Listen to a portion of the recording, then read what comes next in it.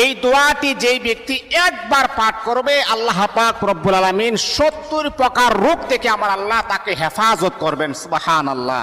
বড় মর্যাদাশীল একটি দোয়া আমার প্রিয় বন্ধুগণ। একবার যদি আপনি পাঠ করেন, এর মাঝে নিম্ন স্তরে যেই অবস্থাটা সেটা হচ্ছে আল্লাহ পাক রব্বুল আলামিন আপনার দরিদ্রতাকে আমার আল্লাহ দূর করে দিবেন।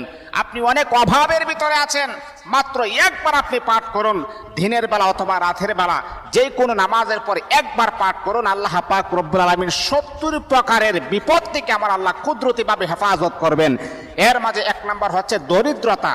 কোনো মানুষ এমন নাই যে তার দরিদ্রতা নাই, দরিদ্রতা থেকে আমার আল্লাহ আপনাকে হেফাজত করবেন। আমার প্রিয় বন্ধুগণ, দোয়াটা খুবই চমৎকার একটি দোয়া।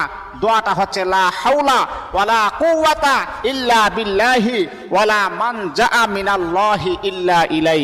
এই দোয়াটা একবার পাঠ করবেন, আল্লাহ পাক আপনাকে 70 প্রকারের বিপদ থেকে কুদরতিভাবে আমার আল্লাহ হেফাজত